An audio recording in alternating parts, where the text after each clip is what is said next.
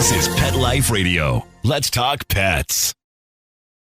The views expressed by guests on this program do not necessarily represent the views of the host or owners of the Doggy Diva show and do not necessarily constitute endorsement of products. Medical information discussed by guests on this program are those of the guests and is only for informational purposes and should not replace medical advice by your local veterinarian professional. Hi, this is Susan Marie from the Doggy Diva show. This week, what you should know about after-hours emergency care for your pets and helpful tips on puppy nutrition. That's what's on our show this week. Let's get started.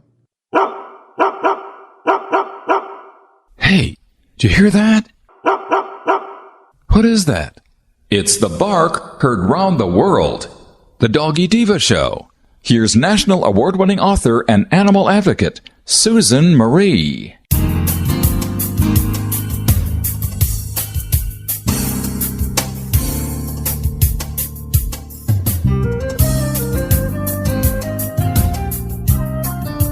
Hi, welcome to the Doggy Diva show, the show for animal lovers. I'm your host, Susan Marie, and as always, I'm joined by my canine co-hosts, the Doggy Divas themselves. Thank you for joining us today as we bring the experts in the pet and animal world right to you. Contact us at thedoggydiva.com. That's the DOGGYDIVA.com. We love hearing from you. So go grab a cup of coffee and your pet's favorite treat, and we'll be back in just a moment. Take a bite out of your competition. Advertise your business with an ad in Pet Life Radio podcasts and radio shows. There is no other pet-related media that is as large and reaches more pet parents and pet lovers than Pet Life Radio. With over 7 million monthly listeners, Pet Life Radio podcasts are available on all major podcast platforms, and our live radio stream goes out to over 250 million subscribers on iHeartRadio, Odyssey, TuneIn, Stitcher, and other streaming apps. For more information on how you can advertise on the #1 pet podcast and radio network, visit PetLifeRadio.com/advertise today. Let's Talk Pets on PetLifeRadio.com.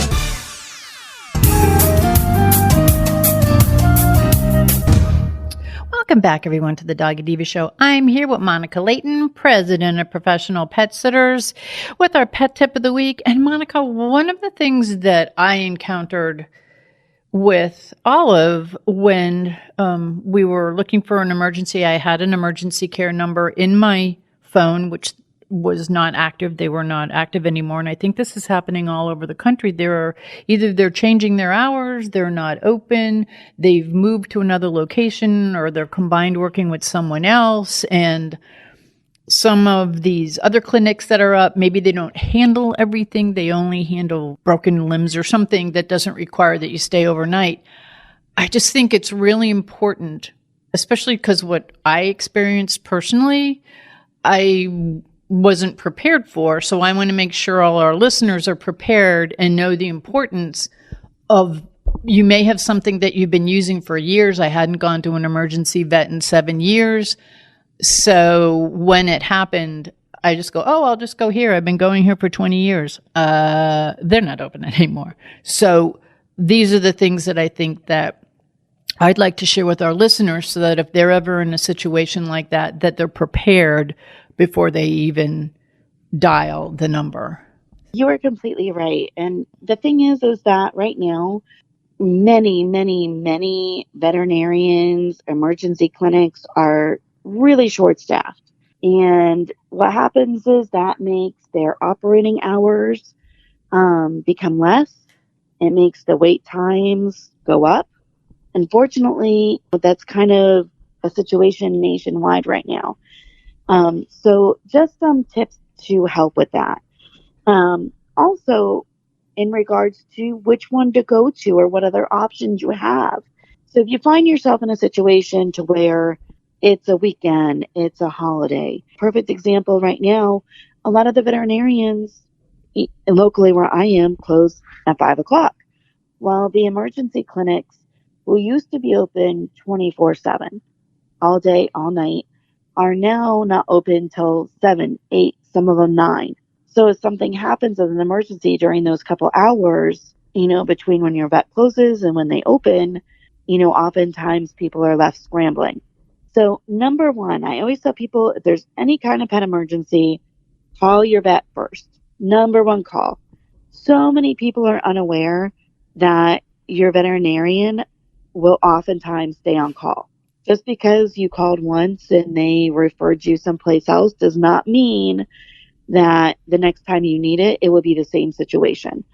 Depending on, what veterinarian you use, different practices, what their schedules are, and especially in some like single doctor practices, it's hard because one vet cannot be on call 24/7, but some have certain days of the week. Some, go based on how many, visits they have and they'll open it up. But definitely always check with your veterinarian first. Always make that call to your vet. Next is when you're in with your vet, talk to your veterinarian about what their procedures are for after-hour emergencies, for holiday emergencies, etc. They may have, an emergency clinic that they work with a lot. They may know somebody like another doctor in town that they swap services with and do emergencies back and forth, with. A lot of veterinarians will give out their own information for emergencies for clients. It just depends on your vet, what they do, but definitely have that conversation before the emergency arises. Because a lot of times you have care right there, right down the road, and people aren't always aware of it. And then you get yourself in a situation where you're frantically calling all the vet's offices in town, seeing if anybody is open and anybody can get you in. And then checking, what emergency clinics are there? Are they open yet? Where are they? How far away are they? So definitely looking into those items before the emergency arises, super important. Another good thing to know is if you have a issue, but your veterinarian is booked and can't just get you in for, a little while, talking to them about what aid can I give my pet prior to my appointment.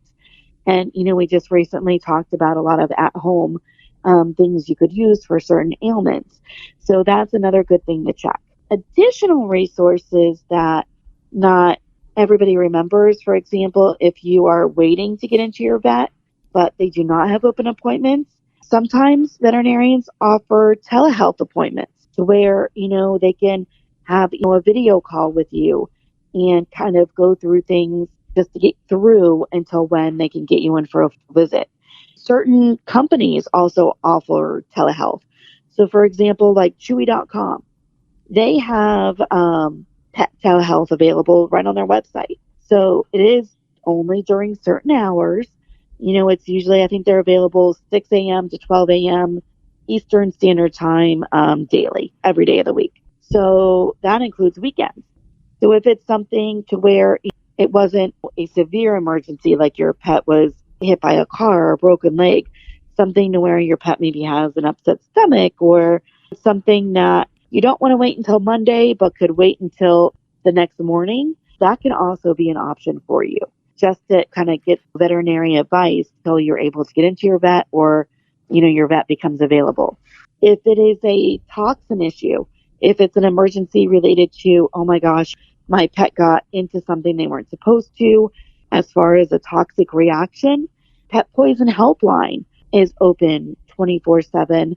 And you can, as a client, you can call up, pay a fee, and have a veterinarian speak to you about how much did you get?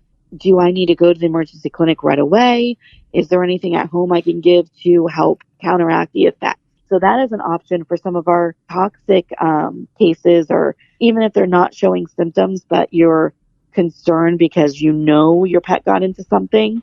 That's a great resource to first before you have to go searching for an after hours emergency clinic. And also checking in with your emergency clinics locally just to see what their hours are and what options they have. And your local humane societies are another option as well, because if you can't get into your normal veterinarian and your emergency clinics are closed during the day, oftentimes some of our humane societies will have veterinarians available at their location. So knowing which days that they have that's available at their location is helpful as well. Because again, if you can't get into your vet and you need to get in somewhere right away, that may be a backup option.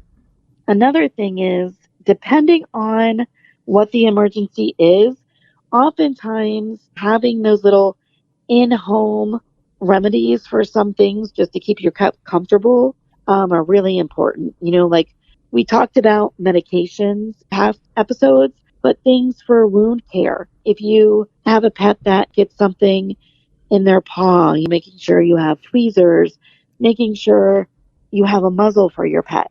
And I know sometimes that's not even thought of, because you could have the nicest pet on the planet that would never nip or bite anybody. But if that pet is in a large amount of pain because they're hurt, sometimes being able to help them can cause them a little pain, and those dogs may react. So for your safety and the pet, having things like tweezers and wrap, if they get injured, having some gauze that you can put a wrap that sticks to itself around it, hold it in place on a pet, on a leg, on a foot. Those areas that tend to oftentimes get injured but are hard to kind of control the bleeding on, it's really good to have things like that at home and ready. And also betadine. The generic of betadine is called povidone iodine, but it can be found at any local health store, our Walgreens, our CVS, our Walmarts, Targets, wherever. Most grocery stores have betadine. But that is great for antifungal, antibacterial. It's great on wounds. But you just mix it like half and half. So 50% of the betadine, 50% water, until it's like a dark tea color. Kind of apply that to the wound. So that way, getting clean. It's got some kind of antibacterial thing on there, covering it up, and at least having it where it's not getting worse until you can get into your vet.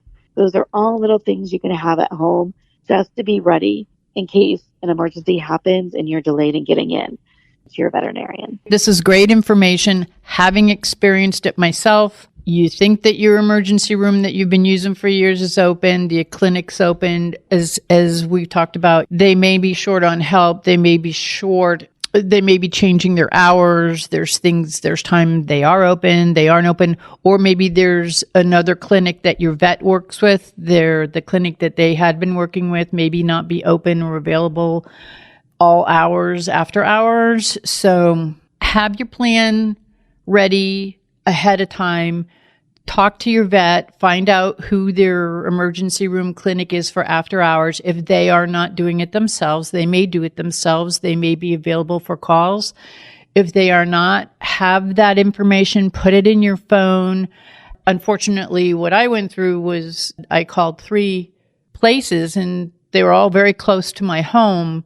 And one of them, I ended up saying, well, could you just please give me one that's open close where I am? Time is of the essence right now. And we did get another clinic that I didn't even know was around that we did go to. It was brand new. So you may have new ones opening.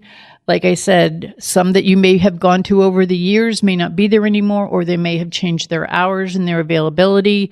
When it happens in the evening, when it happens on a weekend, which we all know that's when it happens, please have your plan in place, because it's very important that you're prepared and that you are up to date on what's going on, because there's a lot of moving parts right now with things that are open with human doctors and human clinics.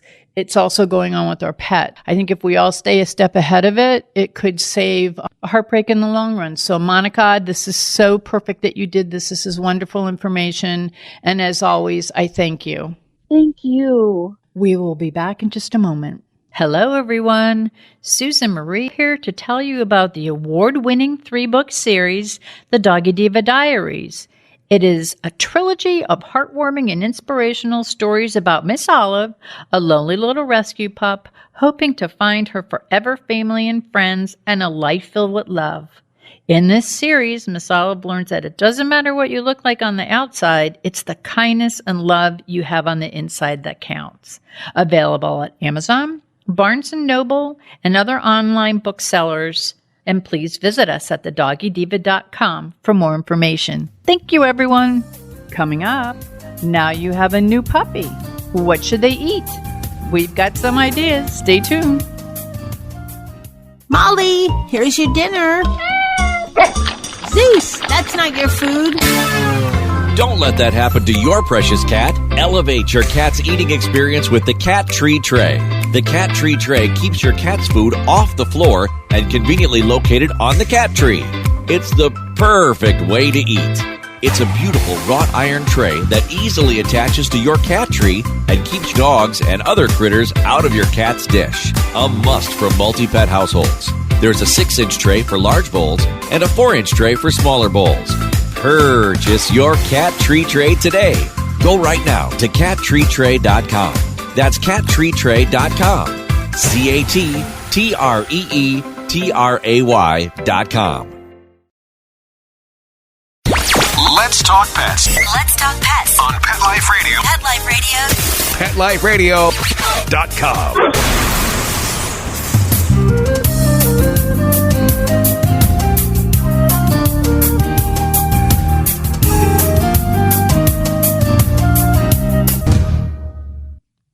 Welcome back, everyone, to the Doggy Diva Show. As a pet parent, I understand that some of my pups may be picky eaters due to many factors, including food sensitivities, especially with puppies.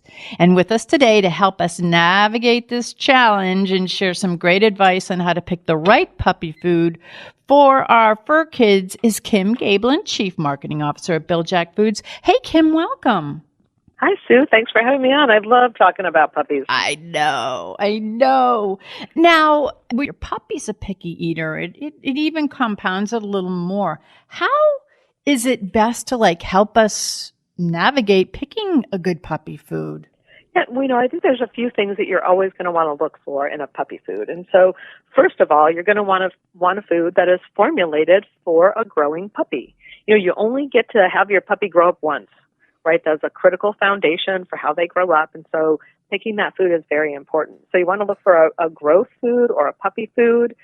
There's normally something on the bag that's required of all pet foods to tell you what kind of dog it's for. If it's for maintenance, like for an adult dog, or if it's for growth, or if it's for all life stages. Which means if you have multiple dogs in the household, maybe you have an adult and you have a puppy. If it's good for all life stages, then it's good for puppies and adults. So you're going to want to look for that particular kind of food. Certainly, you're going to want to keep in mind how old is your dog, right? Is it under 1 year? Because puppy food typically is for puppies up to 1 year old when they're small and medium breeds. And then, up to 18 months or 24 months, depending on if you have a large breed or a giant breed dog, right? It takes them longer to grow. So they're going to need those puppy nutrients over a longer period of time when you have a large breed. So understanding the size of your dog too, and how about what size will they be when they are fully grown. So if they're going to be maybe 20 pounds or so or under, then typically we think about that as being a small breed puppy. If they're somewhere between 20 and 50 pounds, they're going to be a medium breed puppy. And then if they're over 50 pounds, then we would typically consider them a large breed puppy. So those are things to think about when you're first looking for a food. And then of course, the number one thing you're going to be looking for is those ingredients. And so, what is that ingredient panel starting out with? That number one ingredient is what is that in the food, the highest amount, the highest weight that goes into the food. So you're going to want to look for a protein first, a protein like chicken or beef or fish. That's the first thing that you're going to want to look for on that bag. What if they're a picky eater? How do we kind of encourage them to finish that bowl of food? Puppies, I love it too. Puppies are, how puppies are. They're so distracted. There's so many things going on in their lives. They want to play, they want to eat, they want to sleep. They want to look for something new to chew on. So there's so much going on in their lives. So, sometimes puppies may be distracted and people may feel like they don't like their food or they're not hungry or, something like that. So, so I think it's, really important to have good, good practices for when you're feeding them. So you want to be consistent. You want to have a special time that you're going to feed them at, and you're going to want to know that, okay, we feed them twice a day. If we feed them twice a day, you're going to feed them once in the morning around maybe 7 o'clock before everybody heads off to work and school, and then maybe again around 6 o'clock or 7 o'clock at night, once everybody's back and kind of settled in. And then that consistency can really help them know that, hey, my tummy's grumbling. It's about time for me to be able to eat. And so it's time for me to kind of be hungry. And that kind of helps them be consistent. And certainly, measuring the food is very important. You don't want to overfeed them when they're growing. I know you want them to grow and you want them to grow healthy, but growing healthy doesn't mean growing quickly. So you're going to want to, make sure that you're looking at the feeding guidelines that are on the bag and that you're looking at the weight of your dog, the weight of your puppy, what age they are, and then how much the food that they should get based on that information. And then measuring that food and making sure that everybody, again, back in the family, make sure the kids aren't feeding them, an extra meal in between. You're going to want to make sure that you're getting them, just the amount that they're supposed to have during that day, and then monitoring their body condition, right? Are they gaining weight? Are they having a nice average, growth cycle? Are they growing consistently? So those are the things you're going to want to be looking for as you're feeding them. And occasionally you do have a picky puppy, and it is funny. Again, those distractions can be a challenge, but sometimes, they may not love the food that they have, right? So you may want to change, you may want to try something different. I know at Bil-Jac, we've launched a new picky puppy formula, Picky No More puppy formula, and it's for all breed sizes. And so it's a great option if you have a puppy that is maybe not as interested in their food. We have chicken liver in there, and that we just feel like that's the magic bullet. You know how I feel about that. To be able to, oh yeah, just very, very Pavlovian, very, oh, that smells so good, so that really kind of helps kick it up into, kind of a little bit higher taste gear.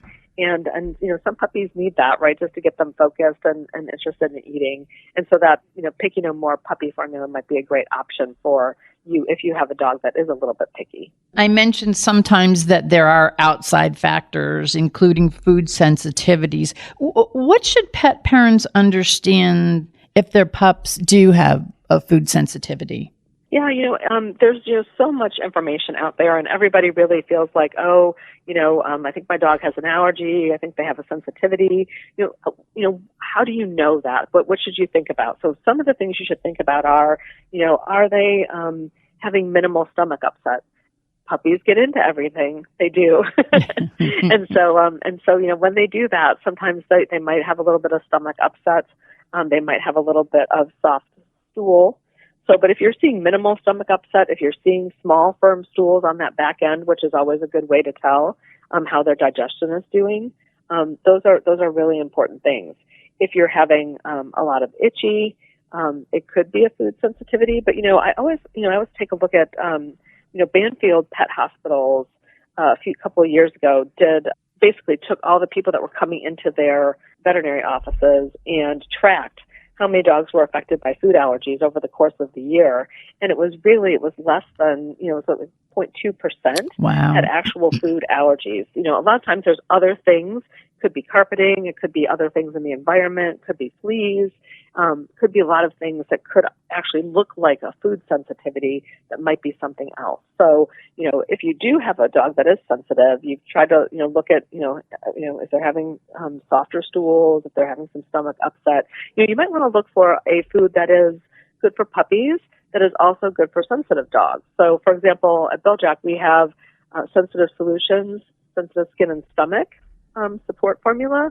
So that's a really great option. It's one of those foods that's good for all life stages. So that means, like we talked about earlier, it covers puppies and it covers your adult dogs in the household. And so it uses chicken and whitefish. That's what we use. We make it with chicken and whitefish. And that's really kind of a gentle protein blend. And then we also use a fiber blend and probiotics, and that helps with healthy digestion, kind of keeping that gut healthy and happy, so that they do have those nice small firm stools that you want them to have, right, and that less stomach upset and that kind of thing. Yeah, definitely. Well, especially, they're so little, you're just trying to figure it all out, and not every food might work for every puppy. So, it's important to kind of pay attention to what signs you're seeing that your puppy might not be doing well on the food that they're on. But it's important not to keep changing, because that also, can create a bit of a picky situation as well, right? That could make your dog, wait until you give them the food that they want to have. And so that can be troublesome. So you're going to want to make sure that you're consistent, and you're consistently going to try with a food before you're changing off to try another food. Yeah, and also when you change, you kind of have to like combine the foods because their little tummies are so you get very confused, and you don't want to have unsolid stools. Yes. Yeah. Well, certainly when you're right, transitioning a food from one food to another can upset, especially if you have a sensitive dog. Yeah. A sensitive dog can really be upset by that, right? So, a lot of times with Bil-Jac, because of the probiotics, because it's easy to digest, and we're really focused on that as a food and as a critical part of what we do. A lot of times you can switch to us without a lot of issues, but anytime you have a sensitive dog, you should always be mixing in a little bit of the old food, mostly old food, then a little bit of new food, and kind of transition over at least over a few days when you have a very sensitive dog, because otherwise you're going to have, like you said, a little more mess again than maybe you were expecting. So we don't want that. We want to make sure that if you have a sensitive dog, take that time to do that. At Bil-Jac, you have such a large, a selection and to help guide the pet parent along as to what they need. What kind of makes Bil-Jac dog food a great solution for pet parents? Well, I think it's a couple of things too, and it's really that we start with fresh chicken, and that fresh chicken really has a lot of biological potential, right? So that fresh chicken is really has the protein that dogs need, and so we're able to cook it gently and help protect as much of it as we can. Obviously, whenever you cook something, there is some degradation in the protein, but we try to cook it at a gentle temperature for a longer period of time, and as opposed to at high temperatures where how a lot of foods are made, and that really makes a big difference. So we're using all that fresh chicken, and that brings fresh fat into it. We don't spray any fat on at the end of our food making, where almost every dry food does. So having that fresh protein come in, that fresh fat come in to start with, is really important, and we think, to be able to have a healthy animal and get that healthy protein. That fresh chicken really tastes good when it's cooked well, and so that really helps because again, if you could have the best, most nutritious dog food, but if it's not tasty, and your dog or your puppy is not going to eat it, that can really be a challenge. And we understand that not all dogs are the same, and that there are a lot of differences, right? So that's why we have a lot of different formulas that we offer, like we were talking about the Pick More puppy food, which is new for us. Certainly we have the sensitive diets, but we also have adult diets. We have mature diets for senior dogs. So so we want to be able to tailor that nutrition to the life stage and lifestyle of your dog. The treats, they're my lure. They've had treats that benefit skin, benefit digestion, the smart treats. Can you just tell us a little bit about, and of course, and then you have all the yummy ones that... Oh, yeah. Okay. Well, training is so important, and certainly for puppies, that is really critical. Being able to get your dog trained, know what to expect from you, and to really create that bond and that relationship is really important. And so, treats can be very helpful in that. And so we have, small treats like our little jacks that are, about 3 calories each. They're great for training. They're small. You could break them in half, while you're, having multiple sits and multiple training sessions. It's really easy to do. And we have a lot of, different kinds. We have some fun flavors like Apple Bananas and Pea Bananas. So, a peanut butter and banana flavored treats. We also have, like you said, our Smart Jacks. So those are great we have a digestion Smart Jacks for digestive support. And we also have one for skin and coat support. So, if you're looking for a little extra something to be able to give your dog, to be able to help support some of the things that are important to you, you can certainly do that. And we have our Slim Jacks treats, which are a low-fat soft treat. And so if you are, watching your dog's weight, or, trying to make sure that you're, watching the fat that you're giving them, then certainly that's a really great option. So, we want them to be fun and tasty. They're made with chicken liver.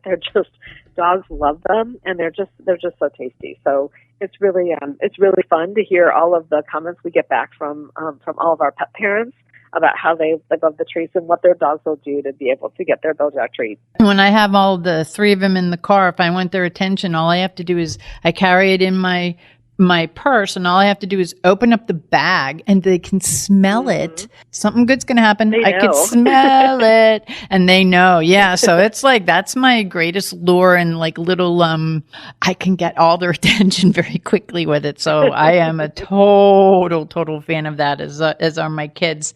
Now, where can the listeners go to learn more about Bil-Jac, where they can get it, and all of the things? You have a great pet blog. You have, of course, you have my favorite, the newsletter. So yeah, the best place to start off is out at our website at Bil-Jac.com. It's BIL-JAC.com.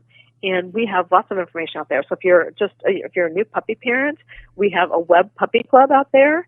So go out there, look for the puppy club under the pet parents tab. And so you can join that, and we can send you some coupons. We can send you some monthly emails that will help you with maybe some of the challenges you might be having at that particular stage of life. And so that can be very helpful. We also have the Best Friends Club newsletter, which we send out monthly. So any kind of dog, any age dog that you have, you could certainly join our Best Friends Club. And we send out lots of articles, just about like we're talking about today, about how to pick a puppy food, or if your dog is sensitive, what to do. And so lots of great information, and also just some fun things like about mental health and your dog. So lots of things that you can learn about your dog and taking care of your dog and having a great relationship with your dog. And we're, of course, also out on social media, on Facebook and Twitter and Pinterest and Instagram. So there's some great places to meet up with us and share, your story and kind of what your dog is up to. And if we can answer any questions, we're also happy to do that too. As always, thank you for being our guest and for sharing healthy and helpful advice on how to find the right food when our pups are picky, and for sharing the Bil-Jac's food, Picky No More Puppy Food. I think everyone's going to like it. And their pups. Thank you. So we're excited. Thanks. Thank you very much. And we'll be back in just a moment. Pet Life Radio, the #1 pet radio network on the planet, joins forces with iHeartRadio to put the power of your pets in your pocket. Awesome. Download the iHeartRadio app and rock Pet Life Radio on your phone, on your tablet, on your Xbox, in your car. Pet talk, pet tunes, and fun pet times. Pet Life Radio and iHeartRadio. Positively Possum.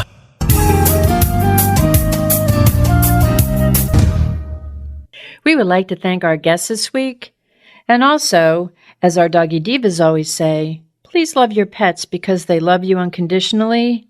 And please remember to adopt, foster, spay, neuter, and microchip. And as always, please have a great Diva week, everyone. That's all for this episode of the Doggy Diva Show. To find out more, go to our website, thedoggydiva.com. Also, find us on our Facebook page, The Doggy Diva Show, and tell your fellow dog lovers about it. Don't miss Susan Marie, Miss Olive, and the Doggy Divas right here for the next episode. See you again soon.